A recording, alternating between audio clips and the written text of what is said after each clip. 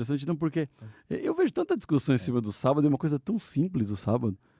É uma coisa assim, como é que você vai combater a ideia do sábado quando um povo decide separar 24 horas da sua semana para ficar a sós com Deus? Exatamente. Parar suas atividades, Onde está o parar a sectarismo sua disso, rotina. né? Aonde é o É. problema?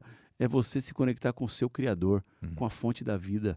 É dedicar esse dia para os assuntos de Deus, para assuntos espirituais, para visitar pessoas que precisam, para dar estudos bíblicos, para atender quem sofre, para passar tempo com a sua família, para ir à igreja, deixar um pouco de lado a correria do dia a dia, a agenda do trabalho e ficar a sós com o seu Deus.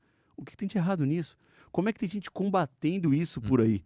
Às vezes eu fico pensando assim, essas pessoas estão falando, mas será que elas estão ouvindo o que elas estão falando? Como é que pode condenar um povo que fala assim, olha é o seguinte, essas 24 horas agora, o 7º dia da semana é eu e o meu Criador, eu e Deus. Eu vou ler a palavra, eu vou me afundar na palavra, eu vou fazer culto, eu vou fazer atividades espirituais, eu vou atender a correria do dia a dia. Faz com que cada vez mais nós nos tornemos egoístas, centrados em nós mesmos, preocupados com a nossa agenda e com a nossa vida. O sábado, ele tira o ser humano do centro e coloca o outro.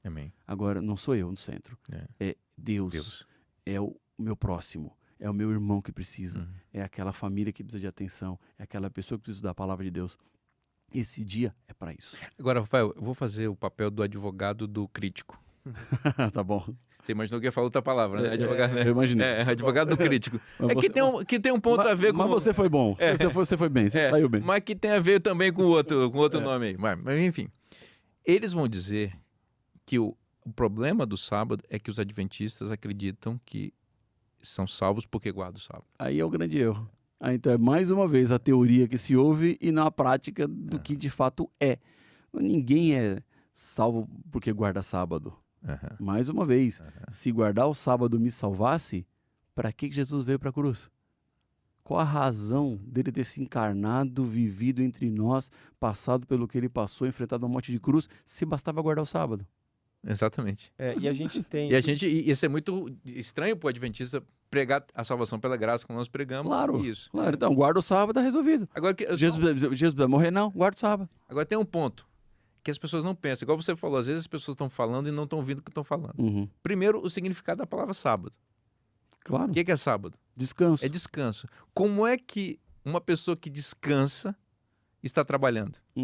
Porque salvação, veja bem, as pessoas não pensam no que estão dizendo. Salvação pelas obras é quando eu trabalho obras para conquistar algo. O guardador do sábado, que guarda conforme o mandamento bíblico, ele diz assim, eu não vou trabalhar, porque Deus trabalhou no meu lugar. Isso é sábado. Então, se você olhar o conceito sabático, ele é o conceito mais vinculado nas Escrituras ao conceito de salvação pela fé na graça de Deus exclusiva. Porque é quando o ser humano diz assim, eu não sou o meu Criador está lá em cima, eu vou reconhecer isso. Eu não sou o meu Salvador foi para a cruz. Inclusive, num sábado, cravado 24 horas lá, para que eu pudesse ser salvo. Então, é preciso saber a teologia do sábado. É igual o William falou, às vezes as pessoas ficam repetindo como papagaio as coisas sem pensar. A teologia do sábado bíblica e aquela que é pregada pela igreja adventista ensina que o sábado é um memorial da criação e o memorial da redenção. Ou seja, quando você guarda o sábado, você reconhece Deus como seu Criador e como seu Salvador. Pastor Vinícius, só um detalhe, pastor William. O sábado tem a ver também com mordomia cristã. Ou seja, eu vou dar para Deus o meu melhor dia da semana. É isso. Eu não vou dar sobra. Eu não vou dar migalha para ele. Eu não vou dar uma horinha no domingo só e olhe lá. É como o dízimo do tempo, né? Exatamente. Não, uma horinha aqui só no domingo, então rapidinho, vamos embora aqui, vamos lá, cantamos um hino, oramos e vamos embora e viver a vida. Não, eu vou dar o meu melhor dia para Deus. Exato. Ele é o meu Criador, Ele me fez, é o meu sustentador, então eu vou separar o meu melhor dia. É o dia que eu não vou sair para trabalhar, é o dia que eu não vou sair para comprar, é o dia que eu não vou sair para as minhas atividades, que eu não vou fazer negócio, que eu não vou fazer mais nada. É o meu dia para o meu Criador. Eu vou dar para Ele esse dia. Isso não tem a ver com salvação, isso tem a ver com devoção, Exatamente. Tem a ver com conexão. Nós precisamos disso, o ser humano precisa disso. Por isso que lá no mandamento 4 começa com uma palavra diferente dos outros, né? Lembra-te, porque Deus sabia que o ser humano iria esquecer. E porque o ser humano iria esquecer, ele começa, lembre-se. Exatamente. Lembre desse dia para a gente ficar junto. É. Lembre desse dia para nós estarmos a sós, eu e você. Lembre desse dia para você cuidar das minhas atividades. Porque se nós não separarmos aquilo que é o melhor para Deus, nós não damos nada para Ele. William, eu acho que a gente poderia ter um programa só sobre o sábado aqui, mas para a gente tocar em alguns outros pontos que são importantes, eu vou até, se vocês me permitem, se estiverem satisfeitos com relação ao sábado, dizer que o sábado não é uma coisa do Antigo Testamento, mas que Jesus também foi um guardador do sábado. Lucas 4,16 diz que Jesus tinha o costume de ir à sinagoga, que é a igreja, nos sábados. E os sábados serão guardados, inclusive, na nova terra, conforme o livro de Isaías nos menciona, e a teologia do Novo Testamento está encharcada de confirmação à guarda do sábado, né? Não sei se você queria ter mais um ponto sobre o sábado. Não, eu queria também fazer o papel aí do advogado inimigo. Mas vamos supor, uma pessoa, a gente já viu aqui que a questão não é pelas leis, né, que você vai ser salvo, mas se a pessoa fala assim, beleza, eu entendo a questão do sábado, mas para mim, na minha agenda, o sábado não se encaixa. Ou aqueles que a gente vê às vezes, eu guardo todos os dias. Não sei como, mas o que vocês diriam para essa pessoa que fala isso? Que é a dúvida de muitas, né? Uma dúvida genuína. O que eu diria para elas é um texto bíblico lá de Salmos. Provai e vede. Prove. E você vai entender o que o sábado significa. Há coisas na vida que você pode tentar explicar, mas os argumentos não serão suficientes. Por exemplo, se eu tentar explicar para uma pessoa que gosto tem suco de taperebá. Já tomaram já? Acho que não. Cajá, é cajá, taperebá, não? É a frutinha lá do... É cajá? Não é cajá, né? É uma outra frutinha lá do Amazonas lá. Ah, tá. Então eu posso tentar explicar o que é taperebá. O suco é cítrico, é assim, assado, e vou tentar explicar. Você vai ouvir minha explicação pelos adjetivos que eu vou dar, mas você não vai saber que gosto tem. Vai ter que ir a Manaus. Você vai ter que ir a Manaus e pegar um copinho de suco de taperebá e tomar, aí você vai entender que gosto tem. O sábado é a mesma coisa. Só sabe que gosto tem quem prova, quem experimenta. Eu posso ficar aqui horas e horas argumentando. Biblicamente, não dá para você dizer que o sábado foi tirado e colocado domingo no lugar. Não tem um texto, não tem nada. O programa que vocês vão fazer aí no futuro vai tratar sobre isso, vão entrar na teologia. Você foi evangelista, também já fizemos evangelismo. Lembra que a gente oferecia até dinheiro por um texto perdido, né? Se você achar aí o texto... Eu oferecia carro. Olha aí. Eu oferecia carro, tá aqui a chave do carro, me traz um texto vendo que o carro é teu, pode levar o carro. Não tem. O texto que mostrar que o sábado foi abolido, você vai receber um carro aí. Não tem texto, ninguém nunca achou, nunca tivemos que dar carro para ninguém, porque não existe nenhum texto. E o que você tem hoje é esse princípio por detrás do sábado. É Deus querendo passar tempo com você. Isso. E o interessante é que, então, parece que esse episódio está bem prático, assim. Você tem um certo preconceito com Ellen White, leia um livro, que você vai ver o que ela de fato diz.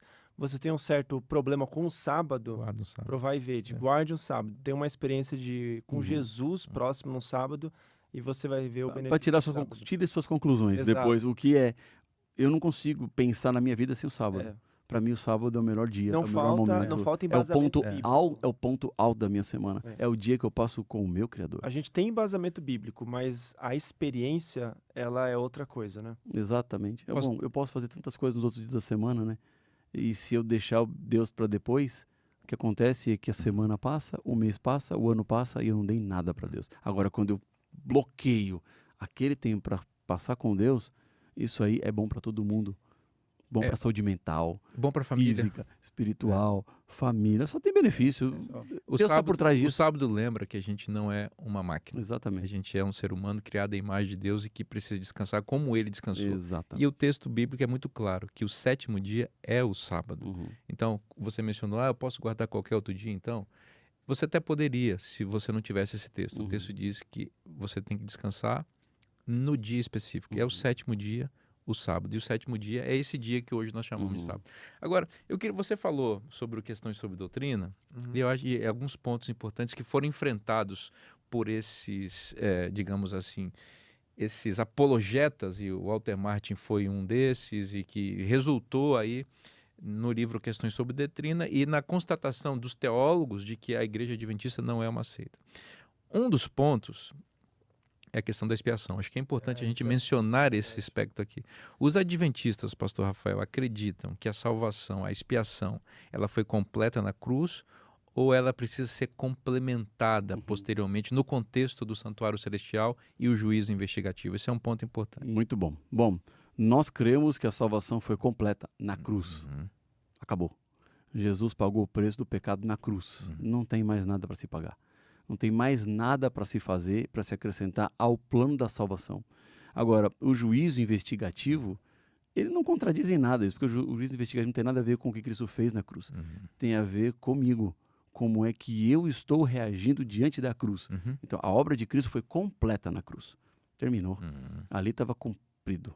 Ali estava feito, executado o plano da salvação. Não tinha mais nada além da morte da cruz de Cristo. Agora, o juízo investigativo não tem a ver com Cristo, tem a ver comigo. É aí que as pessoas às vezes confundem. Não, a obra de Cristo não foi completa na cruz. Foi completa na cruz para toda a humanidade. Agora em mim ainda não é completa porque eu estou vivo. Precisa ser aplicada à minha vida. Né? Porque eu estou vivo, eu estou vivendo. A graça em mim ela é operante. Os bebês que estão nascendo agora ainda não se consumou, porque eles vão ter que escolher, vão ter que decidir, vão ter que passar pelo batismo, vão ter que passar pela entrega, ou não, ou pela rejeição, pelo abandono. Então, a obra da salvação como cumprimento geral foi completada na cruz. Agora, particularmente na vida do ser humano, é uma obra que está em construção, porque ela só vai ser consumada quando Jesus voltar e aí me levar desse mundo de pecado, no abrir e fechar de olhos, o que é imortal vai ser mortal, o que é imperfeito vai ser perfeito, e aí estaremos com Cristo para todo sempre. Eu não sei se você vai continuar nesse ponto. Eu queria dar até um exemplo sobre isso. Sem ser advogado, podia ser uma explicação agora, né? Agora é explicação, agora não é. Porque ficou meio de um lado para cá, mas é um trabalho ruim. Me ajuda um pouco aí também. Você está na mira da verdade. Mas eu acho até que tem um exemplo que eu acho interessante. Imagina que eu vou comprar uma casa, né? Eu tenho essa dívida. A expiação, ali a morte de Jesus é quando foi paga essa dívida. Depois você vai no cartório tirar o comprovante que você pagou a dívida, que é o processo ali de expiação. E daí você vai entregar na prefeitura para agora você ser dono do imóvel. E daí a volta de Jesus. Então, o processo de você pagar a dívida foi pago na cruz. Nenhuma gotinha de sangue precisa mais do que já foi pago ali. E agora o que acontece são as consequências desse ato que é completo na cruz, né? Eu creio que um ponto que as pessoas às vezes não percebem, de novo, as pessoas falam, mas não ouvem o que estão dizendo, não pensam nas implicações. O juízo investigativo, ele está totalmente associado ao conceito do livre-arbítrio. Por que existe um juízo investigativo? Existe um juízo investigativo porque Deus, conforme você explicou muito bem, está avaliando aquilo que nós fizemos com a nossa liberdade. Certo? Nós estamos escolhendo o tempo todo, né? Thomas Jefferson disse isso, que o preço da liberdade é eterna vigilância. Então, veja, juízo investigativo é a vigilância de Deus a respeito da liberdade. Então, se não tem investigação sobre a liberdade vira libertinagem. Então, Deus nos fez livres à sua imagem e semelhança, com o direito de escolher o que fazemos. Só que as nossas escolhas, elas têm consequências. As escolhas para o bem, elas resultam no galardão. As escolhas para o mal resultam na perdição. E o juízo investigativo é Deus olhando para as nossas escolhas. Exatamente. Agora, curiosamente, as pessoas que se levantam contra a doutrina do juízo investigativo, de novo, a doutrina do juízo investigativo ela é totalmente bíblica, não é baseada em nenhum outro escrito que não seja a palavra de Deus. Em geral, as pessoas que se levantam contra a doutrina do juízo investigativo, elas têm uma perspectiva calvinista. E qual é a perspectiva calvinista? Às vezes sem querer. Às vezes sem querer. É a perspectiva da predestinação. Que Deus, veja bem, que Deus predeterminou no seu juízo, na sua mente, quem vai se salvar e quem vai se perder. E que nada que a pessoa faça vai mudar essa realidade. Muda essa realidade. Veja, para mim, desculpa eu falar isso com clareza, para mim isso é uma heresia. Porque isso confronta o caráter amoroso de Deus. Um Deus que não me permite escolher o meu destino, ele não pode me amar. De novo, eu mencionei a palavra heresia aqui, mas você não vai ver a gente se levantar contra os segmentos religiosos cristãos que apresentam e que creem nessa crença como uma seita. E ninguém do mundo cristão rotula quem crê nisso como uma seita. Mas o contrário se volta para nós. Nós temos uma crença que é completamente compatível com o livre-arbítrio, que é completamente compatível com o amor de Deus, e essa crença é acusada de ser uma crença sectária. É estranho isso, né, Rafael? Porque deveria ser o contrário, né? Sem dúvida, sem dúvida. São esses pontos que aparecem por aí, né? E que quem não se aprofunda, às vezes acaba sendo levado para lá e para cá. Mas eu sou grato a Deus porque a gente tem o acesso à palavra, a gente se aprofunda a palavra, e quem se aprofunda na palavra está seguro e firmado nela. Exatamente. E sabemos exatamente para onde ir. Para concluir questões sobre doutrina, os pontos que você mencionou, seria importante a gente falar sobre Cristo, né? Qual que é a visão de Cristo no Adventismo? A natureza dele. A natureza dele. Nós acreditamos que Cristo era só humano, que Cristo era só divino, que Cristo tinha uma natureza humana caída, que Cristo tinha uma natureza humana incorrupta. Não acho que podíamos pincelar sobre esse ponto, porque é um ponto pacífico. Perfeito. Perfeito, até tem a ver com isso. Tô muito ligado a isso. Eu não tinha pensado nisso, mas depois que falei, pensei no trocadilho, né? Mas o que nós temos nesta construção é que Jesus, ele veio à Terra e a vida dele não foi um jogo de cartas marcadas. Jesus, ele não encenou um papel. Ele viveu de fato aquilo que o Evangelho conta. Ele não estava ali prefigurando, porque alguns pensam que ele era um ser que não estava encarnado na verdade, era apenas um ser espiritual, que tudo ali que ele viveu foi apenas uma encenação. Não, Jesus foi real. Ele se encarnou como um de nós. Ele é Emmanuel, Deus conosco. Ele foi gerado pelo Espírito no ventre de Maria e nasceu como um bebê. Às vezes é difícil para a gente pensar, né? Mas Jesus, ele nasceu tendo que usar fralda. Ele foi recolhido no colo de Maria, ele precisava ser amamentado, ele precisou crescer. Porque dentro do plano da salvação era a morte de um ser humano no lugar do ser humano, para que ele não precisasse passar pelo preço do pecado. Mas Jesus tinha uma diferença. Ele tinha uma natureza humana não caída. A natureza humana antes do pecado. Ele não tinha a natureza humana como nós temos. Ele veio vencer onde Adão não venceu. Ele veio provar que Adão caiu porque escolheu e não porque estava numa situação que ele fatalmente cairia. Então Jesus, ele veio para ser o nosso segundo Adão e cumprir aquilo que Adão não cumpriu, para que o ser humano pudesse ter vida. Exatamente como a Bíblia explica. Porque se ele tivesse a natureza caída, ele também precisaria de um Redentor. Claro, como? Então, já teria o pecado nele, né, na essência do caráter dele. E daí, a gente já não teria... Daí, de fato, o sangue de Cristo na cruz não seria suficiente. Ele precisaria de alguém para salvá-lo também. Eu acho que a visão de que coloca a natureza de Jesus depois de caída é uma visão que não entende o impacto do pecado, a abrangência do pecado, onde é necessário um sacrifício perfeito. O ministério de Jesus não era simplesmente para mostrar que você tem uma chance de não pecar e acabou. O ministério de Jesus é para dar direito à salvação e mostrar que a graça de Deus é justa e, consequentemente, o caráter de Deus é justo, porque a lei reflete o caráter de Deus. Exatamente. É que esse ponto da natureza humana de Cristo é muito importante porque ela se relaciona com a questão do pecado, né? E você mencionou, algumas pessoas acham que pecado é só ato. Não, o ato é a externalização da natureza pecaminosa. Uma rebeldia, né?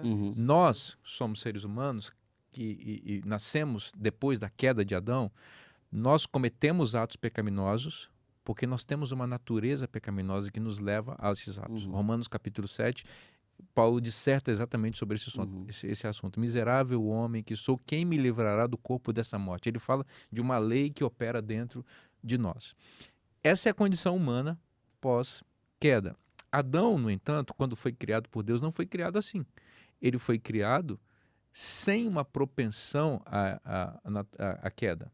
Então, Adão não tinha desejos impuros propriamente dentro da sua natureza. Isso mostra que o pecado não é culpa de Deus, porque ele não veio com essa propensão ao pecado. Adão foi criado perfeito nesse sentido. Então, a tentação que Adão caiu, ela foi totalmente externa, não era própria dele. Diferentemente de nós, que temos as duas fontes de tentação, a interna e a externa. Como o pastor Rafael explicou, Cristo, em sua encarnação, ele veio com uma natureza moral semelhante àquela com a qual Adão foi criado. Ou seja, Cristo, ele não tinha natureza ou tendências pecaminosas que o levassem à tentação. Isso não significa que a tentação de Cristo tenha sido mais fraca que a nossa. Na realidade, foi muito maior. Pior, né? Foi pior. Por quê? Cristo estava vivendo nesse mundo com uma natureza pura em um ambiente de 4.000 anos de o pecado proliferado. Eu gosto dessa comparação. É como você andar com uma Ferrari, que é um carro baixo, feito para autoestrada, em um terreno ou uma pista totalmente esburacada. É muito mais fácil você andar com um Fusquinha todo velho numa pista esburacada do que você andar com uma Ferrari numa pista esburacada. Então, Cristo é essa Ferrari, me permita essa comparação, andando nessa autoestrada cheia de buracos. É muito mais difícil. No entanto, mesmo assim, ele venceu todas as tentações às quais a humanidade foi submetida com a natureza semelhante à de Adão. Aí ele se torna o nosso perfeito Salvador e também nosso perfeito exemplo. Cristo, ele congrega essas duas questões. É diferente de nós, que somos nascidos, como diz o Salmo 51, nascidos e concebidos em pecado. Essa é a nossa realidade. É muito importante, pastor William, mencionar isso, porque é isso que a Bíblia ensina sobre a natureza de Cristo. E isso está totalmente associado com o conceito da forma como somos salvos e do que é o pecado. O pecado não é só um ato. O pecado é a nossa própria... está entranhado na nossa própria natureza aqui. Né? Ótimo. A gente está chegando aqui na parte final. Eu gostaria, antes de passar aqui uma atividade para o pastor Rafael, eu gostaria só de fazer um apelo para as pessoas que estão nos assistindo, para que quando forem consumir alguma visão da Igreja Adventista, procurar canais oficiais, o YouTube da Novo Tempo, os nossos programas, pessoas, pastores da igreja, porque às vezes eu acho que eu vejo muita argumentação e coloca uma pessoa talvez que não seja uma pessoa oficial da igreja como a visão oficial da Igreja Adventista. E daí a gente tem um grande problema com relação a isso, porque essas pessoas muitas vezes não falam a visão exata da igreja. Elas falam do que elas pensam também, né? Elas falam o que elas pensam. Eu fui numa igreja adventista e ouvi a pessoa falando determinada coisa. Tá, mas não é a igreja que está falando, é aquela pessoa que está falando, né? Então, o resumo da não dá para você julgar um livro todo apenas com uma frase que você ouviu por aí. Né? O resumo da sua orientação, que é muito boa, William, vá às fontes. Exato. Primeira fonte, vá para a palavra de Deus. Então, nem confie em mim, no pastor Rafael, no pastor William ou qualquer outro evangelista adventista. Vá à palavra de Deus. Também não confie no outro pastor que está criticando, porque se você usar isso, você vai ser enganado. Então, confie na palavra. Seja um bereano. O bereano é aquele que ouvia o que o apóstolo Paulo dizia e conferia se era assim nas Escrituras. Segunda coisa, se tem um ponto a respeito da Igreja Adventista, a Igreja Adventista crê nisso, alguém disse isso, e isso é uma heresia. Então, antes de você acreditar, veja se a Igreja Adventista realmente ensina aquilo que aquela pessoa está falando. Porque, às vezes, a pessoa está fazendo um espantalho. Ela está criando uma distorção da realidade. Então, quais são as fontes originais? Os livros publicados oficialmente pela Igreja. Nós temos, por exemplo, as nossas crenças fundamentais registradas em um livro chamado Nisto Cremos. Você pode, inclusive, acessar cpb.com.br, nossa editora parceira, e você pode adquirir esse material. Provavelmente você vai encontrar alguma coisa desse livro na própria internet. É importante que você recorra.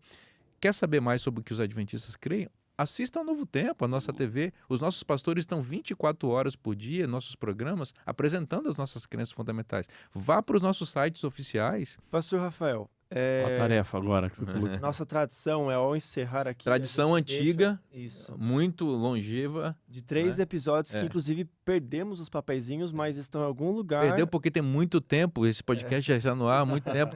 Líder de audiência na internet. Os grandes podcasts, pastor Rafael, estão preocupados, porque a audiência desse podcast aqui Deveriam estar. está avassaladora. É o Flow Porque Choras. Inteligência ilimitada aqui dos nossos convidados. Bom. Então, aqui nós já temos algumas tarefas que foram dadas nas edições passadas. Temos um terceiro aqui que a gente vai encontrar ainda, mas gostaríamos que o senhor deixasse, então, uma tarefinha de casa para a nossa audiência. A gente falou de alguns livros, alguns textos, capítulos da Bíblia, pode ser qualquer coisa que o senhor achar interessante o pessoal consumir aí para aprender mais sobre o assunto. Esse é um momento, podia ter até uma trilha, né? Podia. Nós temos que fazer algumas trilhas aqui. Tá faltando trilhas. Palmas, né? Impactantes, Faltando coisas assim, coisas que chamam a internet. Questões mais auditivas. Esse é um programa para jovens. Para todos. Nós somos jovens. Somos jovens. Eu sou jovem também. Eu acho que a gente tem um conceito mais abrangente de jovem. Então, isso é um programa para jovens. Eu sou jovem. Olha aí. Eu sou jovem, de outrora. Então.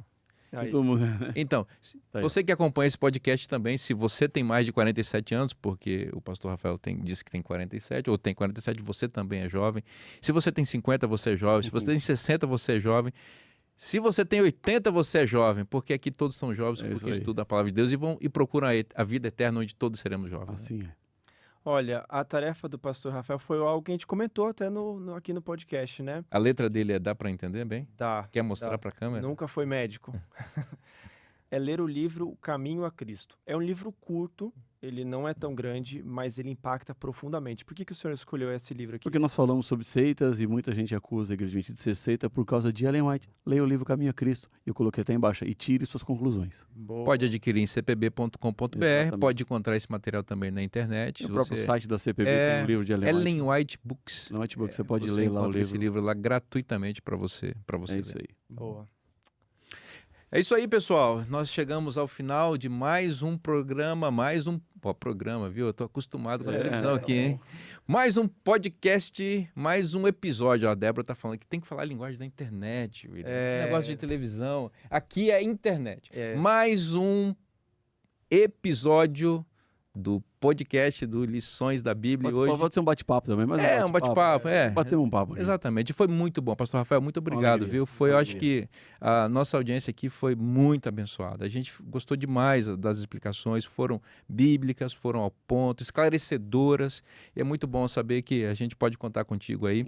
E olha, o convite vai voltar mais vezes aí, vai ajeitando a sua agenda aí. Eu sei que ela é poderosíssima, é complexa, mas a gente quer ter mais vocês mais vezes. Um pedestal desse aí para colocar um tablet também. Pô, se você tivesse pedido, já estava aqui na sua mão. O que é isso? Dois pra Tá ótimo. E aí a gente, agradece a oportunidade. Muito legal. Alegria. E acho que assim, até aquela questão do orçamento também que a gente estava falando. Não vamos falar desse assunto agora não, William? Mas a gente tinha proposto falar sobre matemática um pouco menos abrangente, mas foi muito legal porque a gente conseguiu falar de vários assuntos que ajudam a estruturar, talvez, peças desse quebra-cabeça e ter uma visão mais coerente, não só sobre a Igreja Adventista, mas sobre doutrinas bíblicas que muitas vezes a gente passa despercebido, né? Muito bom. E o recado é esse, né, pastor Rafael? O Novo Tempo está cada vez mais presente onde as pessoas estão. Se as pessoas estão na internet, estão no YouTube, estão nos podcasts, é aqui que a gente está porque a gente quer que a palavra de Deus chegue até a todas as pessoas. Tem uma frasezinha que eu estou repetindo por aí, pastor Vinícius, que é o seguinte: na Novo Tempo, nós só vamos parar quando Jesus voltar. Amém. Amém.